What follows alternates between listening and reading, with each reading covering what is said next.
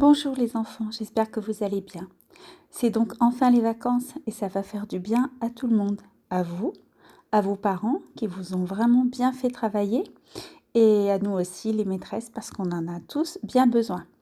Alors, j'espère que vous avez écouté l'histoire de Tito et Pépita.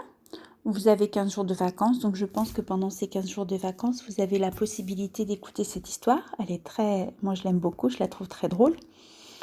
Et donc, je vais vous poser 10 questions, comme la dernière fois, sur Tito et Pépita. Première question. Quel animal rencontre Tito et Pépita? Première question. Quel animal rencontre Tito et Pépita? Deuxième question. Que font Tito et Pépita pour faire fuir cet animal? Deuxième question. Que font Tito et Pépita pour faire fuir cet animal? Troisième question. Que fait le chien quand il reçoit le premier poème de Tito et Pépita? Que fait le chien quand il reçoit le premier poème? Quatrième question. Que fait le chien quand il découvre le troisième poème qui est vraiment très méchant? Que fait le chien quand il découvre le troisième poème qui est très méchant? Cinquième question.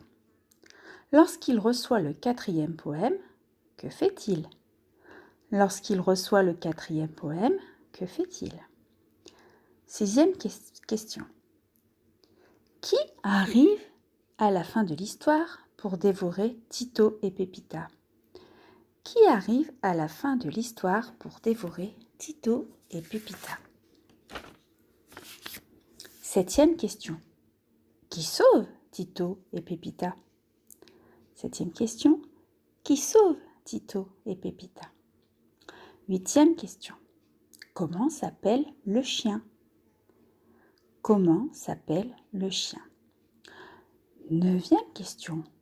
Pourquoi à deux paires le chien n'est pas en colère contre Tito et Pépita? Pourquoi à deux paires le chien n'est pas en colère contre Tito et Pépita? Et enfin, dernière question. Que font Tito et Pépita pour remercier Adelbert? Dernière question. Que font Tito et Pépita pour remercier Adelbert? Voilà donc les 10 questions. Donc vous pouvez arrêter pour bien réécouter les questions. Vous pouvez bien entendu en même temps écouter l'histoire de Tito et Pépita. Et il suffit simplement de répondre à l'oral avec vos parents. Ils vous diront si vous avez la bonne réponse ou pas. Voilà, je vous embrasse les enfants et j'ai vraiment hâte de vous revoir. Au revoir, bonnes vacances.